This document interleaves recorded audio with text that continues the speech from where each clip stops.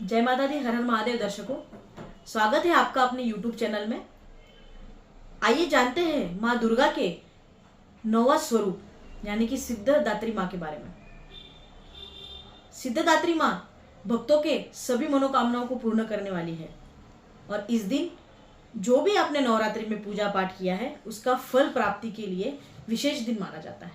तो आइए जानते हैं सिद्धदात्री माँ के लिए क्या वर्णन मिलता है। आइए कथा सुनते हैं।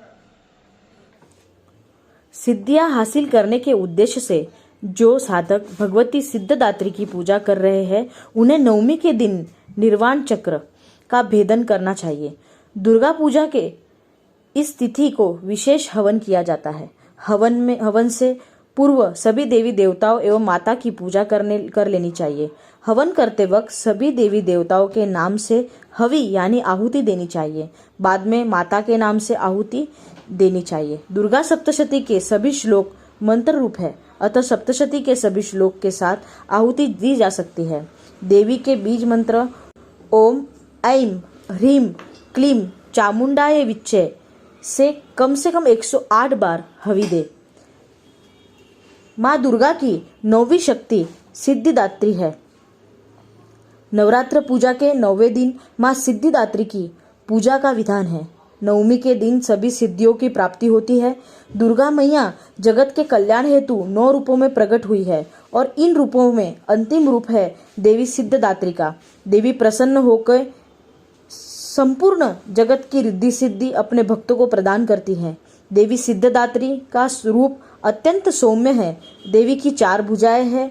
दाई भुजा में माता ने चक्र और गदा धारण किया है। माँ बाई भुजा में शंख और कमल का फूल है। माँ सिद्धदात्री कमल आसन पर विराजमान रहती है। माँ की सवारी सिंह है। देवी ने सिद्धदात्री का यह रूप भक्तों पर अनुकंपा बरसाने के लिए धारण किया है। देवतागण, ऋषि मुनि, असुर, नाग, मनुष्य सभी माँ के भक्त हैं। देवी जी की भक्ति जो भी हृदय से करता है माँ उस पर अपनी स्नेह लुटाती है। जय माँ सिद्धदात्री। दुर्गार्पणमस्तु। जैसे कि आपने माता रानी का वर्णन सुना, वैसे ही आज के दिन कौन से मंत्र का पाठ करने से आपके लिए शुभ रहेगा, आइए जानते हैं। और इस मंत्र को, इस प्रार्थना मंत्र को अवश्य 108 बार जरूर जप करें। अब जानते हैं क्या है प्रार्थना मंत्र। सिद्ध गंधर्व यक्षाधैर सुरेरमरैरपि सेव्यमाना यदा भूयात् सिद्धिदा सिद्धिदायिनी। यदि इस मंत्र को संस्कृत होने की वजह से आपको कठिनाई महसूस होती हो तो आप अब जो मैं बताने जा रही हूँ वो छोटे मंत्र को भी जाप कर सकते हैं। मंत्र इस प्रकार है, ध्यान से सुनिएगा। ओम देवी सिद्धदात्रे नमः। फिर से सुनिए, ओम देवी सिद्धदात्रे नमः। इस मंत्र का भी आप 108 बार जप कर सकते हैं। अब जानते हैं माता की स्तुति के बारे में। स्तुति इस प्रकार है, या देवी सर्वभूतेषु सिद्धदात्री रूपेण संस्थिता नमस्तस्यै नमस्तस्यै नमस्तस्यै नमो नमः। इस स्तुति का भी आप जाप कर सकते हैं। साथ ही साथ में यदि ये स्तुति को आपको बड़ी करना हो तो यहाँ जहाँ पे मैंने जैसे सिद्धदात्री का है वहाँ पे आप लोग शांति, भक्ति, लक्ष्मी, शक्ति रूपेण संस्थिता भी कह के इस स्तुति को कर सकते हैं। जानते हैं माता रानी को आज के दिन यानी कि 9 दुर्गा का 9वां स्वरूप जिस दिन होता है सिद्धदात्री माँ का, नवरात्रि के 9वें दिन, नवरात्रि के 9वीं के दिन कौन सा भोग माता रानी को चढ़ाना चाहिए।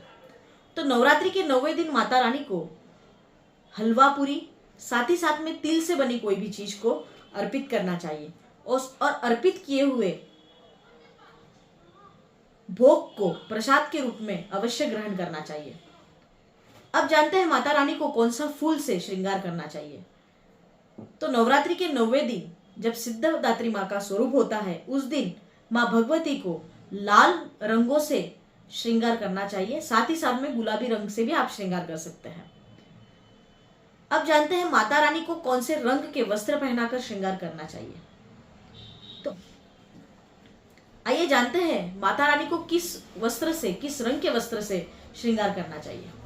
तो माता रानी का इस दिन यानी के नवरात्रि के नवमी के दिन जब सिद्धदात्री माता का स्वरूप हो, उस दिन मोरपंखी रंग से उनका श्रृंगार करना चाहिए। अब जैसे कि आज तक 9 दिन हम लोग जैसे उपाय करते आए हैं, वैसे ही नवरात्रि के नवमी के दिन जिस दिन सिद्धदात्री माँ का पर्व हो, उस दिन कौन सा उपाय करना चाहिए। तो इस दिन एक ही उपाय है जो लाखों चीजों को पूरी कर सकता है। यह उपाय का पुराणों में भी बहुत उल्लेख मिलता है। आज के दिन उपाय के स्वरूप में कन्या पूजन अवश्य करना चाहिए। आज के दिन कन्या पूजन करके कन्याओं को अनार एवं मिष्टान्न जरूर खिलाना चाहिए। साथ ही साथ में भेंट वस्तु चीजें देनी चाहिए और चुनरी भी अवश्य चढ़ानी चाहिए। आइए जानते हैं पुराणों में कन्या पूजन के लिए क्या कहा गया है। कुमारी पूजिता कुर्यात् दुख दारिद्र नाशनम शत्रुशयम धनायुष्यम बलम वृद्धि करोति वे। यानी कि कुमारी कन्या का पूजा करने से दुख दारिद्र का शमन होता है, यानी कि दुख दारिद्र खत्म हो जाते हैं। साथ ही साथ में शत्रु का नाश होता है और धन और बल की वृद्धि होती है। तो जो भी हमारे जीवन में रोजमर्रा की आयु में जो भी चीजें की आवश्यकता होती है, वो सारी आवश्यकताएं कन्या पूजन से पूर्ण होती है।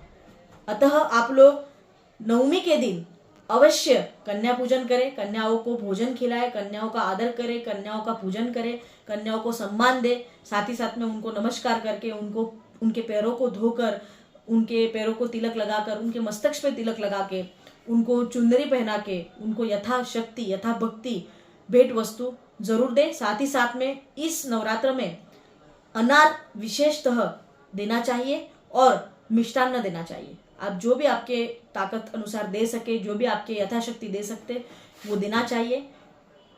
कन्या पूजन करने पर जो लाभ प्राप्त होता है, वो लाभ माँ सिद्धदात्री आपको अवश्य प्रदान करेगी और माँ सिद्धदात्री आपकी सारी मनोकामनाओं को पूर्ण करे। नवरात्रि का 9वां दिवस आपके लिए शुभ रहे। शुभ नवरात्र। जय माँ भगवती। हर हर महादेव।